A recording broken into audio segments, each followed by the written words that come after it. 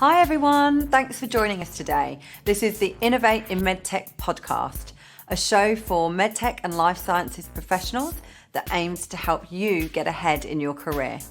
I'm your host, Tara Sharma, ex-MedTech professional turned executive search headhunter and owner of recruitment agency Innovate Search for the MedTech, pharma and biotech industries with over 20 years of experience in the healthcare field.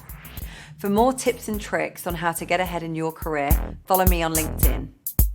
Let's dive into this week's episode.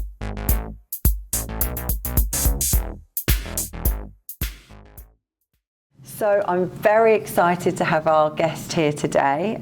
Took a little bit of persuading, but I'm glad we got there in the end.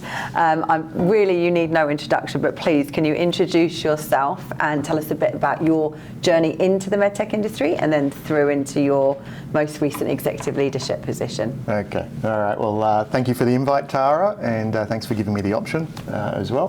Very persuasive. So my name is Maurice Ben Mayor. I was up until the 1st of October the president for Stryker South Pacific, and had a long career with Stryker for the last 22 years. But I've been in the medtech industry for 30 years. Wow. And pretty much out of university. And I've loved that entirety of it, and even though I'm finishing up at Stryker, I plan to continue my career within this medtech space. It really is a passion for me, and I think as with many people in the industry, once it gets under your skin, it never leaves. I actually found my way into the industry by accident. Okay. So we're talking like 1993. Yeah. I don't know what you were doing in 1993, but I no just, comment. Yeah, I just finished university. I'd studied psychology and was working as a musician as well. I was a much better musician than psychologist, but there was no money to be made in music, and I was looking for work, out of university looking for work, and by chance my sisters were friends with the guys that ran Synthes at the time, Phil and Danny Cohen. And so they asked them, "Hey, my brother's looking for work. Can you give him a job?" And they did, which I am forever grateful for. Wow. And I started in their warehouse and kit room. I was employee number 30. So it was a very small company back then. Okay. And started in operations. But for me, a pivotal moment was maybe 6 months in. I wasn't really enjoying the job per se. I was just kind of going through the motions. But about 6 months in, one of the reps called in and asked me to prepare a revision hip kit. They had an urgent case, they had a patient on the table case. Yeah. And so I prepared the kit. Rep turned up, chucked it in the back of his car, and just as he's heading out, he turned to me and said, "Oh, do you want to come with me?" Yes. And I was like, "Yeah, sure." I'd never been, into theatre or anything before. So sped out to St George Hospital and dropped the kit off, quickly got changed, and bolted into theatre. And it's the first time I've ever been in theatre. And I could see there, patient on the table that was out, and standing in the corner was a surgeon that had literally run out of ideas. Wow. And then I watched this rep navigate or help this surgeon through that procedure. And it all went really well, and at the end the surgeon said to the rep, "Thank you so much, I don't know what I would have done if you hadn't have been there." And for me, bang, that was it. I was like, all right, that's what I want to do when I grow up. And so then I became a rep at Synthes, rep for 3-4 years, did a bit of product management, was the state manager for a while there. I also started and finished my MBA when I was at Synthes, and then 9 years into my time at Synthes, I got an opportunity at Stryker. Yeah. And I felt that this was the right time for me to make a change. Everything was great at Synthes at the time, but I'd only worked at one place. Yep. And so it was time for me to learn something new. And so I actually took a step back and moved into a product management role at Stryker as their hip product manager, and then became the marketing manager for our joint replacement business.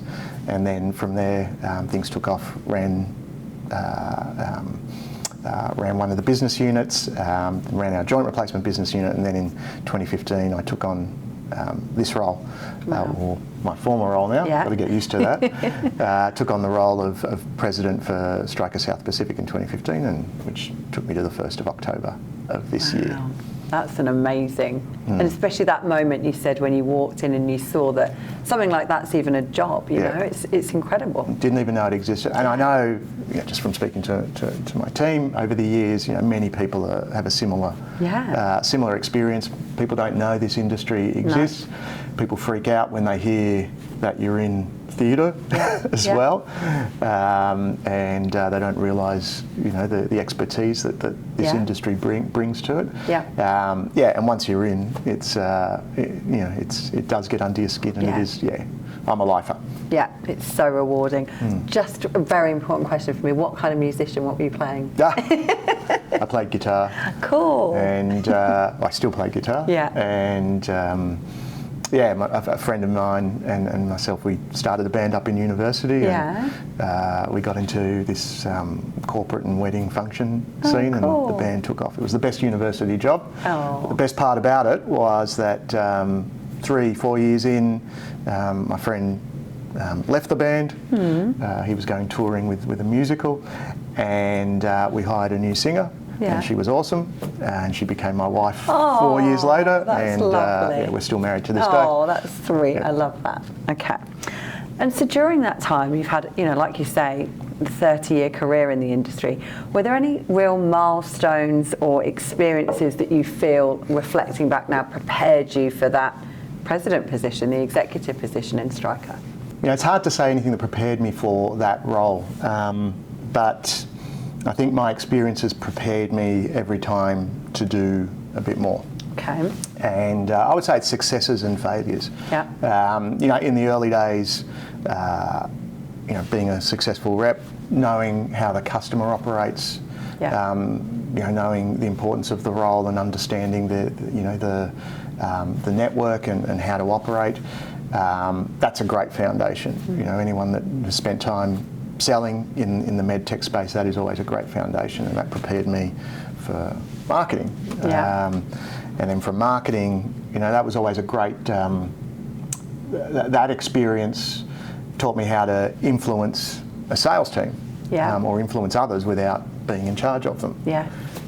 So how do you inspire them? You educate. How do you motivate them? And sales reps, if you've got the right sales reps, they should be pretty headstrong and opinionated, and so how do you influence a group of turbos like that? So that, marketing is a great foundation for that, which then led me into people management as a sales manager. And I think in those experiences, oh my God, if I think in the early days, some of the mistakes I made around bad recruitment decisions, around how handling poor performance badly, learning to not micromanage but to empower, and I think those experiences, I think more so through some of the stumbles, as much as some of the things that worked, really set me up for running a bigger business unit. So, to me, it was kind of every step, prepared me for the next one. But it's also, I think, it's an attitude. If you approach your job, and it doesn't matter whether you've been doing it for 3 months or you've been doing it for 3 years or 5 years. I mean, I did my last one for 11 years. If you approach every day of that job with an attitude of, I'm still a work in progress, I've got something to learn, you're always preparing yourself for the next thing. Yeah, and that's exactly what I could hear in everything. It sounds like you self-reflect a lot, and you're always thinking that you've got something new to learn, which is, they're great qualities that I hear in really great leaders. And during that time, you had the opportunity to work at Synthes, and you had the opportunity to work at Stryker, and I know you network broadly beyond that too. Like, were there any mentors that really sort of inspired or guided you during that process of your career journey so far? Yeah, it's kind of one thing I look at my career and this advice I give to younger people today. Younger people makes me sound old. It's one thing in my early days I really didn't seek out mentors. Okay. I think maybe I was a little arrogant. Yeah. Thought I knew everything. Yeah. And I wish I had done that more over that period of time. It's something I've spent a lot of time doing now. Yeah. And certainly in the last 10, 15 years, but in my early days I really didn't do that enough. But certainly when I joined Stryker, I walked into an organisation that was run very differently to the Swiss company I'd come from. Yeah. And there were leaders there, and I remember, just to name one, Brent Scott, who was the managing director at the time, great guy, still good friends with him to this day. I saw how he led, and I was like, oh my God, you can lead like that? Like, it just kind of flicked a light in my head. So leaders like Brent and other leaders within that business were great mentors to me over that time. Over the years I've gone broader. I didn't mention before, but I spent a lot of time on the MTAA board. Yes. I was on that for 6 years, chaired it for 4. Yeah. And just being able to have that network around me at that time, and it was a pretty challenging time. Each of those people, and Ian Burgess from the MTAA as well, all played different roles in mentorship as well. And I've got a few close friends that are kind of my go-to. That either not so much from a business perspective, more from a values perspective. They're always really good at keeping me honest and reminding me of the important stuff, the stuff that's really important. Yeah, and thank you for sharing all of that. And I do get asked this a lot from other people, and I think you're right. Earlier on in people's careers, they're not necessarily thinking about mentors, or certainly not outside their company. Do you think people should be looking for mentors outside their company early on? Should. I mean, it's good. I don't think it's needed. I think there's enough pressures when people are just starting and trying to do their job well. But if you can't find those people around you within your business, then make your world a bit bigger. It certainly doesn't hurt. It doesn't hurt. But I know there are some people that just find it easy, are just born networkers. And there are other people like myself that are quite introverted, and they find it a bit harder. Everything needs to have a reason or a purpose, and if you can't clearly see the purpose, well then it's not real, and so why engage in that? But I would encourage people to, if they don't find that network within, is to try and make that world bigger. And that's where associations like the MTAA are great. There are plenty of committees you can join, or forums you can join, and the opportunity to broaden that view always helps. Yeah, definitely. Okay. And how would you describe your leadership style and philosophy? You mentioned there a couple of times you come back to your values, but what would be your style and philosophy? This is funny because I think there might be people from my team that are going to listen to this and they're going to go, no, that's not you. That's not you. Values is always the foundation, I think. Nothing burns a leader's credibility than poor values. Even before talent, even before skills. If you've got a leader that says one thing and does another, that destroys a culture in an organisation. So values, starting with values for me is that foundation. It's kind of just do what you say you're going to do. If you make a mistake, you put your hand up. People are the centre of the organisation. So focus on the people as much as you would on the task.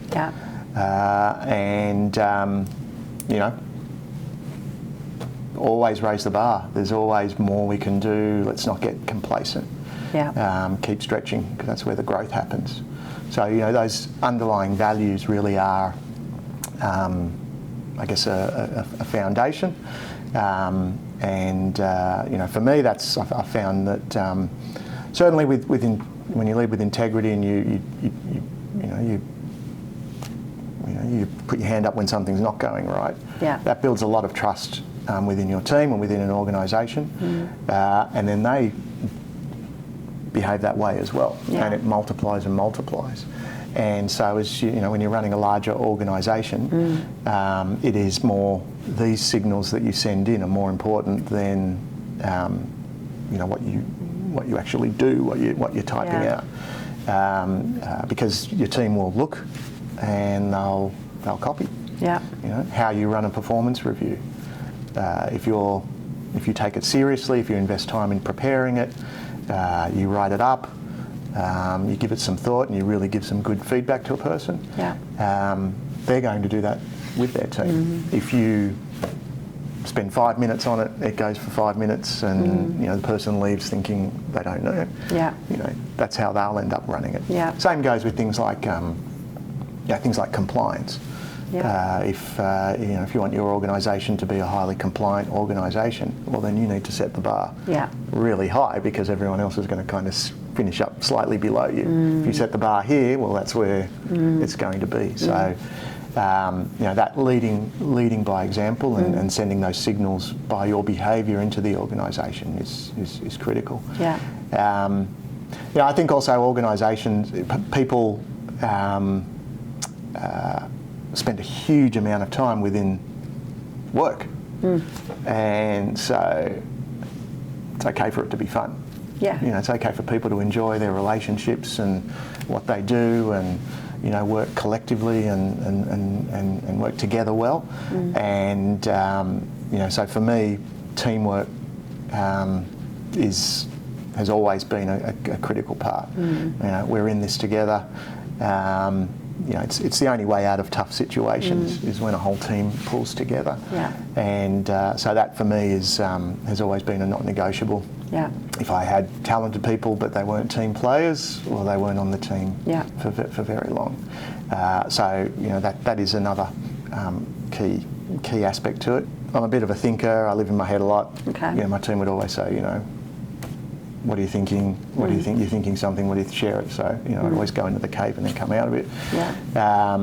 And so for me, you know, building strategy, you know, thinking about the challenges of the organisation, really clearly setting the direction for an organisation, that's another foundation for me. I believe if you know, if there's good values, good culture in the team, you know, if the team works well together, and then everyone's really clear about where we're going and why and what it is we're doing, and not corporate speak stuff, like really clear, then those things add up to performance and success.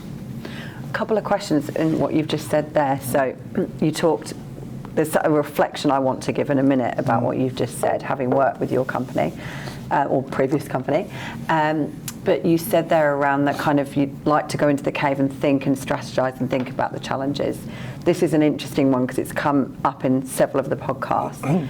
Do you actually sort of like instinctively know how much time to give that in a week? Like, do you do that every week? Do you do that on a certain cadence, or is it just your natural rhythm that you would naturally take yourself off and do that? Yeah, for me it's noisy in there, so it's constant.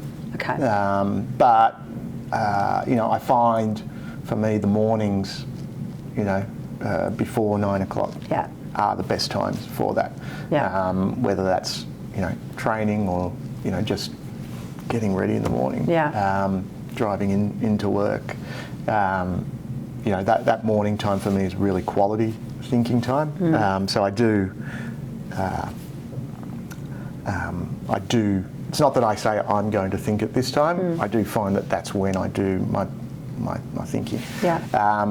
You know, different people are different. Like I said before, you know, some people are natural networkers, you know, quite comfortable walking into a room full of strangers, others aren't. For me, that thinking is my, you know, is kind of my comfortable space. But I've worked with leaders where that doesn't come naturally to them. They're very, you know, they might be extremely people focused, or they might be very task focused. And so for them, it's all, you know, kind of encourage them to find ways to find that space. You know, for the task focused people, it's like literally you have to put an hour in the diary and get away from the screen and pen and paper to think. But I do think it's critical, especially the more senior you get, because the problems you're dealing with are less clear, and so it takes a lot of time.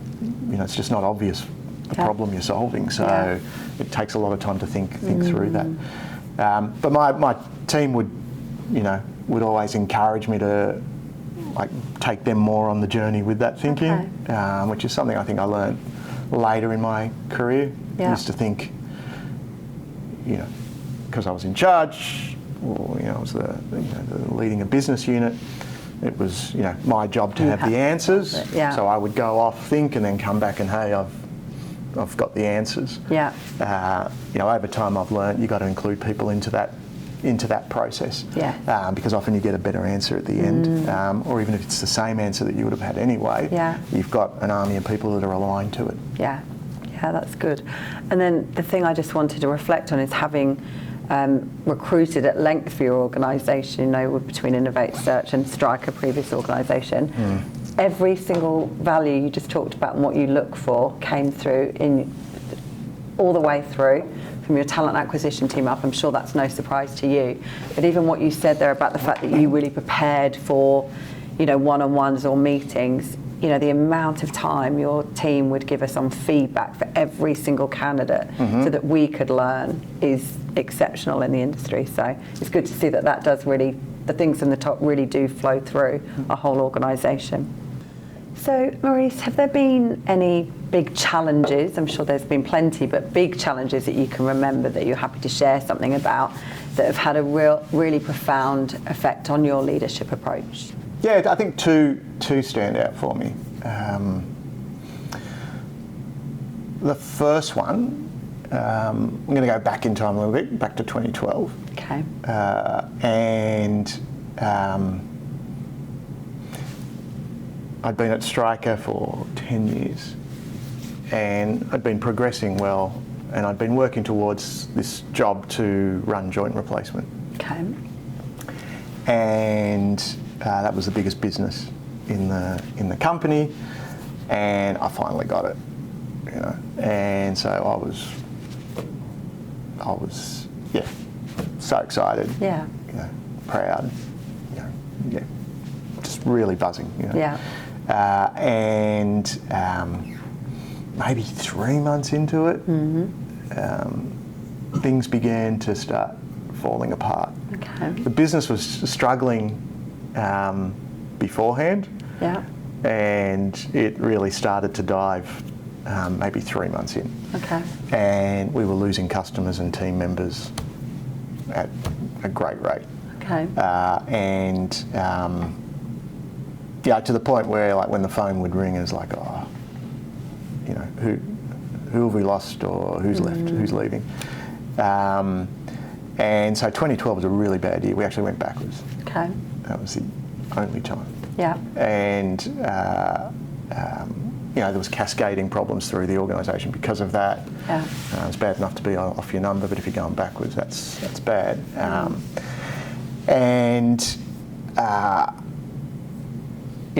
For me, it was like, crap, I've finally got the job I've always wanted, and it was falling apart in my hands, and I'm failing in front of everyone.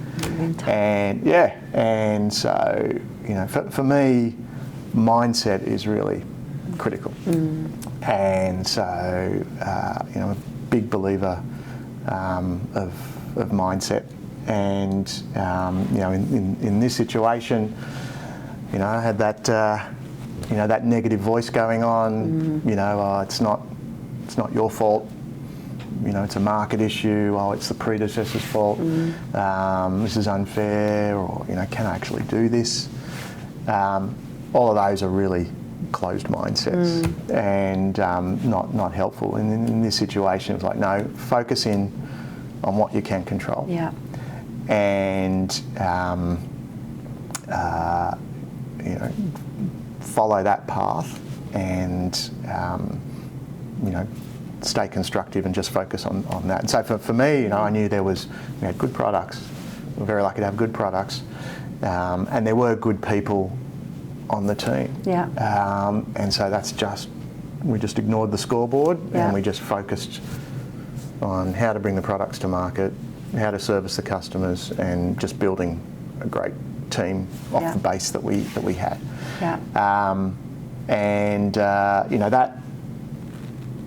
That kind of, by the end of 2012, we knew it was turning. In 2023, we were screaming, and then that was, the business has been running ever since. And so for me, that one was really, this mindset of focusing in on what you can control, no matter what the situation, it's a killer mindset, because there's so much that goes on. If you're thinking, if you're a sales rep, if you're a sales manager, if you're running a business, it's just like so much that comes out at you that is out of your control, and it can just distract you and throw you off course. And it's also, you got to listen to your own voice as well, because it's just as guilty of it. So if you can bring yourself into just focusing, what is it I can control? What can we control? If something's out of my control, how can I bring it into my control? And you spend your time and your energies there, and you kind of ignore the noise around. That's always a pathway through to success. So that time, I guess that turnaround really instilled that in me. And the other challenge, it's kind of a challenge and an opportunity at the same time. More so when I was chair of the MTAA board, and COVID hit. I was like, I'd just taken it on maybe 3 months earlier, and I'd taken over from Gavin Fox-Smith, who just was born to do that. He was just like, born to do it, and it's a little bit like the Synthes. He's like, no one else wanted it, and so I was like, all right, I'll do it. And then 3-4 months later, COVID hits. Wow. It's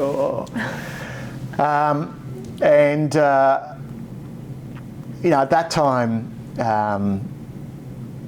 the industry pulled together, and we actually helped source ventilators and testing kits, and then that ended up flowing into the prostheses list negotiations as well.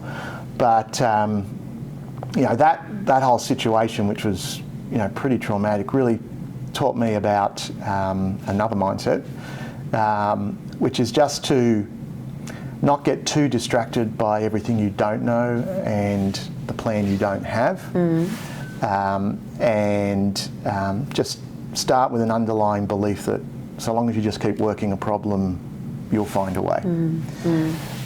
So, COVID hit, all of our worlds turned to crap, and for most of the industry, everything dropped off. And at the time where the MTAA board was, all the member companies were going through a challenging situation, but at the same time the country was going through a challenging situation. And so I was like, well, what can we do? And everyone was kind of looking at me because I was in the chair position. So I literally text the Health Minister, Greg Hunt. I had his mobile number for some reason, and I just said, hey, admire what you guys are doing. If there's any way we can help, let us know. And I never expected anything from it. He called me back immediately, like straight away, and it's like, so I'm like, oh crap, got to take a call from the Health Minister that's leading a COVID response. Oh my God. That's where he said, we need the industry's help. You've got to tell them, you've got to bring them together, you've got to tell them that they've got to act like the country's at war. We need ventilators, we need, this is what we need. And I'm like, yep. And I hang up and I'm like, oh. How do we do this? What do we do? And so this is where this mindset of just find a way. Like, what am I going to do? I don't know. But what can I do? I can just take the next step. Called up Ian Burgess from the MTAA, called up another couple of people. All right, what can we do? All right, let's get just the minds together that know something. And it formed, and it eventually became a committee, a work group, and then the government partnered us with industry, and the thing evolved from there. What it looked like at the beginning to where it ended, very different. But this mindset of, again, cancelling out that noise of, oh my God, what am I going to do? Yeah. And just focus on that next step. Yeah. Next step, next step, next step. Yeah. And the path eventually reveals itself to you. So, very long answer to that question. I love those. But, I love, because that is so important, and that mindset piece, you know, everything you've just described there are actually very, very stressful, complicated scenarios. If I can just sort of understand you a bit further, how did you switch off the noise? Because that's easier said than done. You knew you had to. First of all, how did you know you have to? And I'm guessing it comes from the fact you are a deep thinker and you can think your way out of a lot of situations. But then, could you share with our listeners, because this is something we talk about all the time, is switching off the negativity and the things you can't control. Yep. Are there ways you do that? You say that in the morning is your time to sort of think through that. What else? Is there anything else that you know, that you can share? Yeah, I think the one of the key techniques is recognising that voice within yourself. Like awareness in the first place. And we've all got it. Yeah. And it's there just feeding you unhelpful stuff all the time. And you've got to learn to recognise it, and you've got to learn to tell it to shut up. Yeah. And just that recognition of, hang on, this isn't constructive. Yeah. Yeah. This isn't helpful. What is? Yeah. So it's saying, you can't manage others until you can manage yourself. Absolutely. You can't lead others until you can lead yourself. Yeah. That really is I think the foundation to it is really recognising that voice. Yeah. Knowing when you're doing it to yourself, and then switching it. Yeah. For me, there's just three underlying mindsets. I've shared two already. The first one, is this just having belief. If you just focus on the next step, eventually you'll find a way. Yeah. The second one is focusing in on what you can control. Yeah. There's this, there's that, there's my budget. Yeah. Can't control any of that. What can you control? Yeah. And then the third one is just taking a step back and going, hang on a second. Yes, this job is stressful. Yes, there's a lot coming at me. But how lucky am I to... Gratitude, really. Yeah, to be in this role. Like, come on. Yeah. Look at where we live. Yeah. Getting some perspective. Look at the industry we work in and what we do as an industry. Yeah. For me, it was like, look at the people I'm working with. Yeah. Taking that step back and just, just being grateful for it. Good friend of mine, and the Stryker crew is going to laugh at this, but oh well. Good friend of mine one of my mentors, one of my best friends, Fred, taught me this one, because this guy just, every situation he's always, how good's this? Yeah. How good is this? How good is this? And I think that gratitude is really important. It's not to say that you just be blindly optimistic. Yeah. It's not, is the glass half full or the glass half empty? It's more, if the glass is half empty, how do I make it full? Yeah. And that's kind of centres you as well, and helps with cancelling out the noise. I love all that. Thank you very much for sharing your approach, because that was very honest with you from you as well about what was happening in 2012, and then through COVID. So that's amazing. And you've sort of talked through. I think you're probably going to say the same thing in terms of making tough decisions. I presume you use the same approach about cancelling out the noise and controlling the controllables. But if you've got a really tough decision to make, or you've got to do something that's uncomfortable, what's your approach to that? I might split this into two. Yeah. Because one is around people. Yes. And the other one is around strategic decisions. Yeah. And I mean, maybe they're similar, but just kind of in my head, they separate that way. Yeah. And if I think back, they're the two biggest knots in my stomach that you get. On the people side, for me, it's like honesty. Yeah. So you got to be honest with yourself, and you got to be honest with the person. And this is where I was talking before about performance reviews. If you take this seriously and you approach it seriously for many years, these conversations aren't a surprise or aren't difficult, because it's a series of going. If you don't handle that process well, then serves you right for finding it difficult at the end. There are always, if you start with what values are important to you, that creates some black and white as well. And they're actually the easy ones. When values are crossed, when lines are crossed, decisions you don't lie. What'd you lie for? For me in those situations, I often sought counsel, and I was always very particular about who joined the team. As you know, when you're trying to recruit for us, it's not easy. My head of HR at any time, or my HR business partner, is like critical role. And I know HR sometimes gets bad raps. I think that gets a bad rap when it's not done properly. When it's done properly, it's a massive multiplier. Absolutely. So having a HR leader that you really trust, and that also has got the courage to tell you what you need to hear when you don't want to hear it. That is an essential partnership. And so, taking counsel, working through the problem, that's kind of been my approach on the people side. On the strategy side, it's a little different, because I think often what happens with strategy or strategic decisions is people aren't clear what question they're answering or what problem they're solving. And so everyone's running out to create a strategy, but it's like, well, what question is this strategy answering? What's the problem? So I spend a lot of time on that first step. What is the problem? What's the problem we're solving? Or what's the opportunity that we're chasing?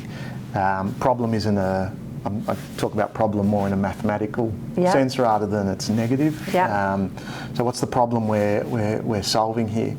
And so, for me, step one is always clearly define that problem. And often, if you get that right, that's 80% of the work. Because after that, it's just, okay, well, what options have we got? All right, let's brainstorm. What options have we got? Let's road test some, and then we run. But that step one of problem identification is critical. Now that works when you've got a bit of time. When time is compacted, I come back to this. What I'd mentioned before. What you can do is you just got to make a decision with the information you have at that time, and you've got to take that next step. If you think within an organisation, I was talking about values and integrity, and when people don't do what they say, or they behave differently to how they talk, that diminishes a leader and affects culture. I think likewise with decision making in an organisation, if as a leader you let decision making circle for too long or go unanswered, that really unwinds an organisation. So there are times where you have to make a decision. You don't have all the information. You have to deal with what you've got. You can get some counsel if that helps, but then you need to put a stop clock on yourself and make a decision. I'm going to make a decision by tomorrow. Thank you. Now let's kind of move on to the people piece, because I know that's something that you're very passionate about. And I've had some inside experience of working with you and your teams around this, but again, with what you're happy to share, are there strategies that you employ for both recruiting and developing and retaining, top talent, which you have to have had top talent to deliver the results that you've delivered in your business for the last several years. 100%. 100%. We even call it the formula. I was always having this argument with my head of HR, Nikki. Because I'm actually quite competitive, and so, I would never have known. But team sport competitive. And Nikki would encourage me to go and do things like this or go and talk at conferences. And I'm like, well, I'm not going to tell them Your secret. the formula. And she's like, we can tell them. So she would go and say, no, don't share. So, but hey, I'm not there anymore, so I can kind of share some of the thinkings. Three things. Everything's three things for me. Yeah. A bit of a cliche like that. Really it comes down to how you recruit, how you engage your team, and how you develop them. Yeah. And there's lots of ways to do that, but they are always the core of how you win with your people. So recruitment, I mentioned before in the early days I made some doozies of recruitment errors, like so many.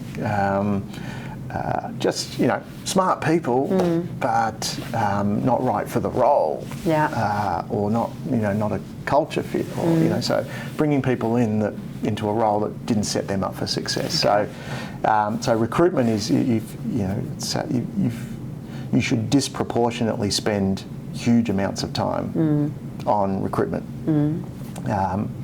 Before Stryker was the size it is now, up until a few years ago, I would interview every rep we hired. Wow. Yeah. Okay. We'd always find 30 minutes. Yeah. It might be later, it might be early, but I'd always interview every rep, every people manager. And again, that cascades through the organisation. Yeah. So, it's like the 6 or 7 interviews, right? But that is about putting a huge amount of diligence into that process, because when you get that right, everything works out. Yeah. And it might take long, might take more effort, but you get that one right hire, and then everything works. So, and a lot of buy-in from that person coming into your organisation. Well, they see that from the top down. Yeah. They got that time.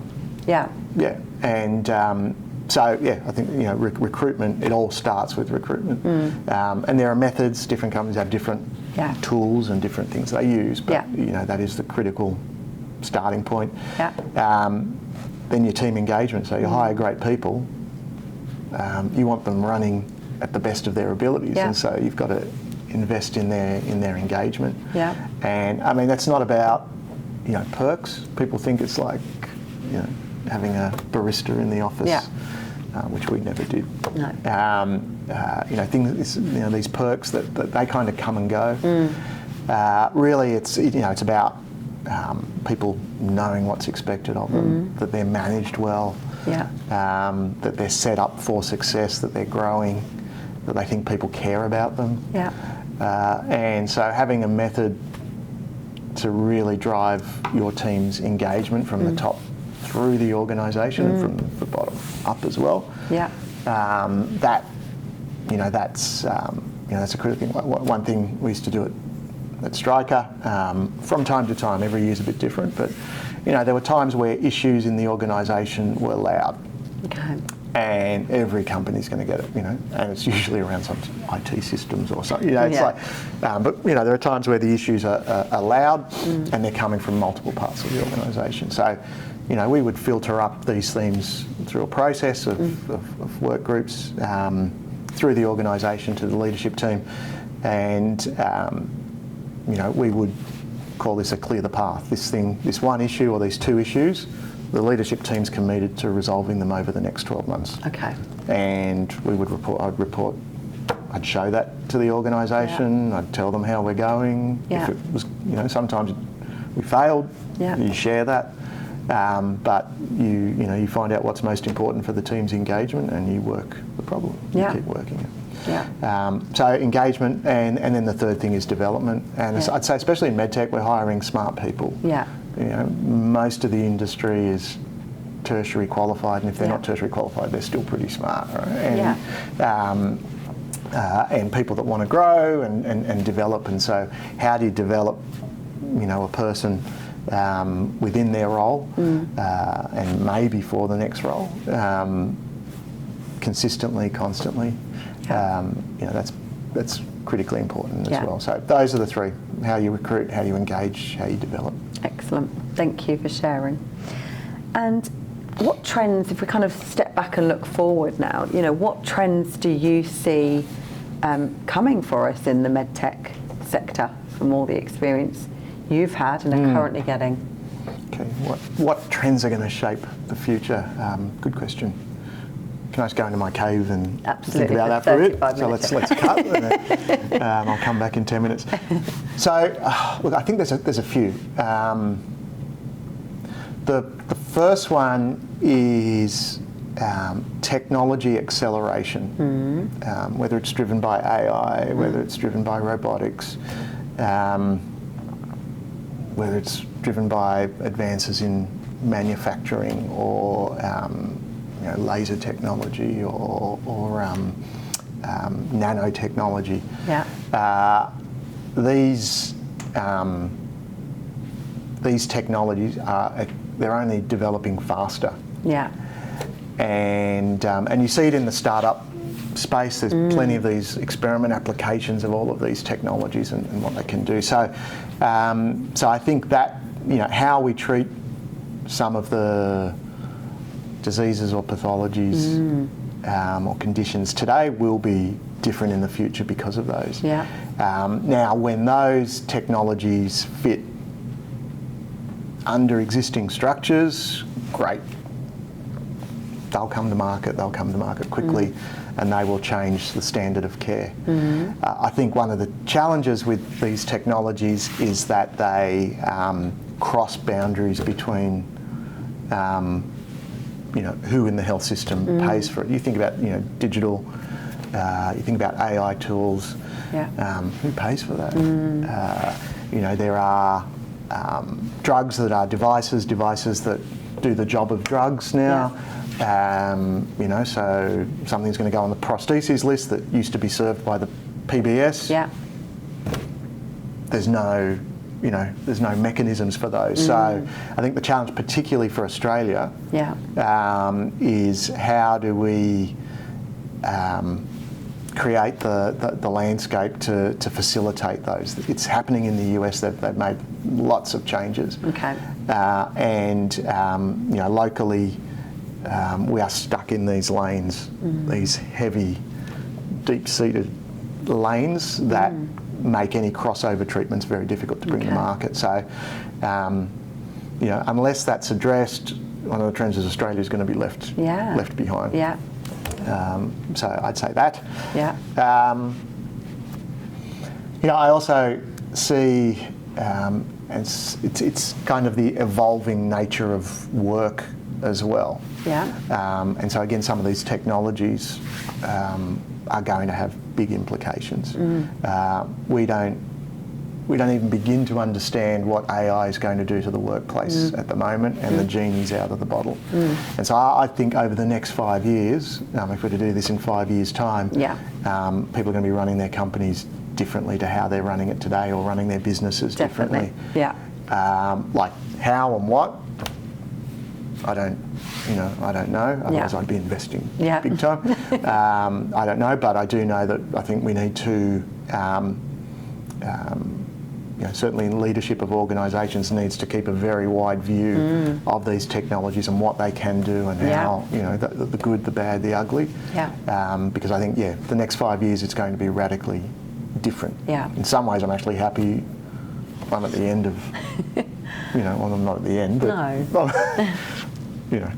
the traditional workplace is going to be very different over the next 5, 10 years. It is, for sure. Yeah. And it's almost like that thing you've said at the moment we can't see everything, so it is taking that next step and next step, but it does come with so much.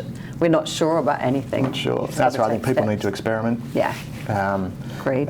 But again, it's that's kind of how you can use this technology within an organisation, but it's going to drive changes that what roles are going to be changed, unrecognisably. Yeah. That will happen. It definitely will. It is happening, isn't it? And it certainly is in other industries outside of ours already. Yeah.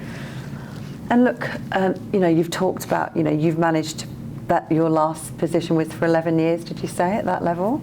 So during that time you've sustained, the team, all of your team have sustained an incredible performance. Again, how do you do this? Do you personally manage keeping that performance up and preventing burnout and having a life and all the rest of it. What are some of the strategies you adopt other than what you've talked about in that morning time, taking quieter time for yourself? I think it's three things. Let me think of three things. So, it might be three, actually, just joking. I think firstly, you've got to, you need to know what's important to you. And if you can, often these things, again, it comes back to this noise. I've got all this going on. I've got this opportunity. Can I take this? But step one is what's important to you. What really grounds you. What are your not negotiables? Yeah. And getting clear on that. Yeah. For me, it was a few things. Exercise for me is really important. Yeah. So, being able to train most days, finding time, even with travel, even when I'm feeling lazy and I don't want to do it. I know there's some people, I suspect you might be that can get up at 5 a.m. and go to the gym. Sorry for the early text. Yeah. I can't do that. It's I've got to push myself to it. But I know if I exercise at least 5 times a week, 4 or 5 times a week, my mental state is so much better. Yeah. So that's one thing. The second thing for me, family is my centre. Yeah. And so that gets a huge amount of focus for me. Now, when you're time poor, how do you do that? For me, it was I'm a bit of a routine guy. But if I wasn't travelling, 6:30 every day, I was at the table. Yeah. We sat around the table and we had dinner together. Yeah. I might have had to get on a call at 7:30 or later and do something later, but 6:30, that's family time. We have dinner, and I quarantine that. Yes, there was dinners and travel that got in the way of that, but when that wasn't there, that was important. That was there. Yeah. My daughters, have grown up knowing I travelled all the time. They would always joke with me that I had a family in Melbourne. They knew that, but they never, they've never said to me, "You're an absent dad." I think because at the times I was there, we had these times. Yeah, that's so important. So I think that's what knowing what's important to you, and then almost quarantining some time in your diary for that, because if you do that, you'll be better for everyone. Yeah. If you don't do that, get resentful. Yeah, you're in a bad state, which flows everywhere. Yeah, absolutely. That was 2. Do you have a third? Was it 2? Yeah, that was 2. That was 2. I'm only kidding. You don't have to have a third. Friends. Yeah. I love playing music, so yes, there we go. Yeah. So if I get some time to play, it's good for the soul. Yeah, definitely. And look, you've given so many bits of advice and shared a lot about your journey. But if there's someone listening, and there will be plenty of people listening, thinking, I want to do what he did, or their own journey, but get to that level and have that responsibility and impact, what advice would you give for people looking to get to that position in their organisations? Well, I think firstly, again, know what's important to you. If everything is about your career, okay, fine. It wasn't for me. And like I just said, some things are just luck. Yeah. Right person, right time, right place. It plays out well. So know what's really important to you. I see people running their career with a stopwatch. And I've done this role for 2 years now, and I think that is the most destructive thing for people's careers. Yeah. Because rather than focused on time, you should focus on life cycles of a business. So I talked about that 2012 experience for me. I mean, there's something about running a business that's doing well and then does badly under your watch, and then you have to take it back to the high. And those life cycles Yeah. Those natural rhythms that happen, they don't happen on a stopwatch. They kind of happen at the pace they happen at, and when they happen. Yeah. And those experiences are where the real learning happens. Yeah. You know, I've seen people that have had to move every 2 years, and after 10 years, they've got a CV that is a collection of experiences, but they don't have much learning. And you know, for me, I would, if I saw people jumping around every couple of years, it's like, well, they're just going to do that here. So you know, focus on those learnings rather than the stopwatch, I would say. And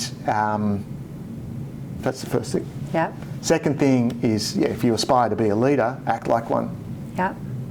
So treat your peers, treat your boss, treat people that might work for you, treat people in other functions and other divisions like you're their boss. Yeah.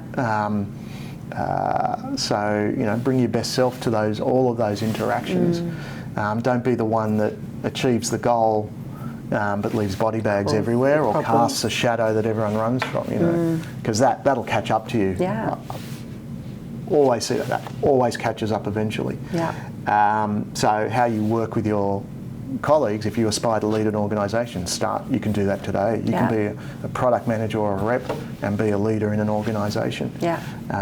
So that'd be the second thing. Yeah. And then the third thing is just what are you know, yes, you're preparing yourself for the next job, but how are you preparing yourself to get better at your current job? Yeah. Yeah. Best way to get yourself promoted is to kick your current job out of the park. Yeah. To smash your current role. Yeah. And the rest looks 100%. after. And I can tell you, you know, like I'd look at the organisation, and I'd look at the results, you know, of all the different teams, whether it was, you know, teams with sales budgets, or you know, marketing teams with product launch targets, or operational teams with service targets or financial targets. But you know, we look at these, and you'd look at the managers that deliver a result, and you're going, okay, that's great. But you're really looking for the ones that do it once, twice, you know, 3 times, and that have that have got good engagement scores, that have low turnover in their teams. And these are the managers that are just focusing on how do they do their job really well. Yeah. And they're the ones that you go, you know what, all right, you're a multiplier, let's promote them. Yeah. Yeah, definitely. Again, I think we shared something about this. It's either going out in our newsletter or just has. But, you know, again, we get asked by people, you know, how do I get that next position? It's like, I don't know if I'm a bit old school. It's like, just focus on being really good at the one you're in, and you will get, like, that people are watching this all the time in an organisation. That's how succession planning happens. Yep. Keep learning, keep developing, and take opportunities as they come. That's great.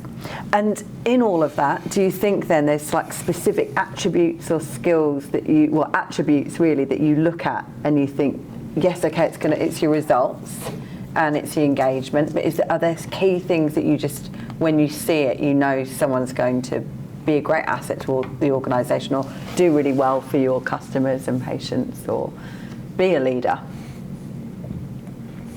You're talking like in the recruiting when we first meet them, or like people that are within the organisation and you know? It's probably a bit of both. It's probably people you know in the organisation. Yeah. I mean, yes, you know, you can see the track record over time. Yeah. So that's easy, because that's pretty objective. Yeah. You know, you see how they treat others. Yeah. As well, across the organisation. You hear you know, how do people across the business talk about this person? Yeah. You know, you can see that. Yeah. You know, you can see how they show up to meetings, you know, when it's a broader collective of people. Yeah. And you know, what do they have to say? What do they have to share?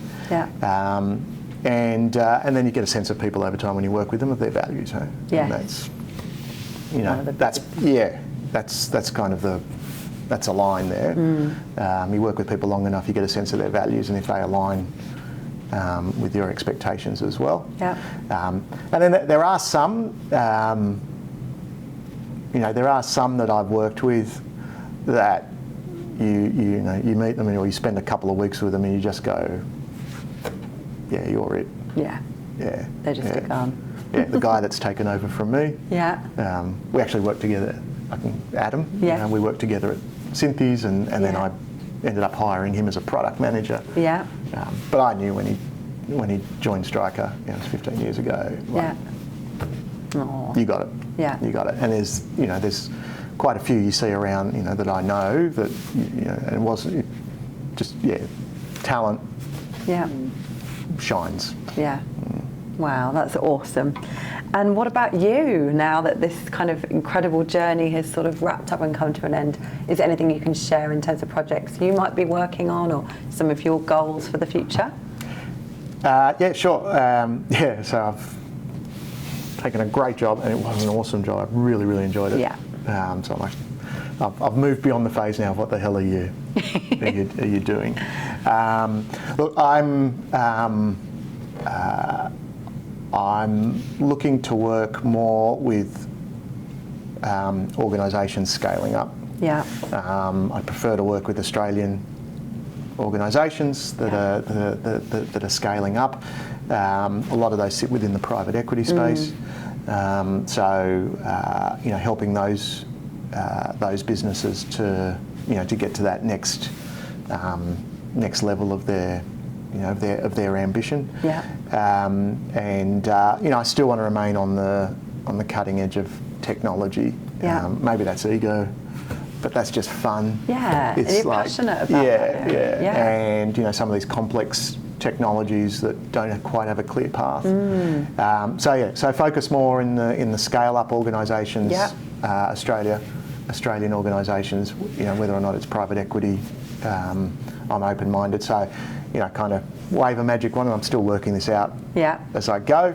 I'll be working with a couple of organisations at any one time, whether I'm in the business or in a board role. Yeah. So I'm kind of just scoping the landscape at the moment. Yeah. When's this going to air? January or February, your choice. Okay. All right. So hopefully by then I've got some more stakes in the ground, because I get a bit twitchy if I've got nothing going. So hopefully by then I'd have locked in a few. So working with that, and then but my biggest priority at the moment.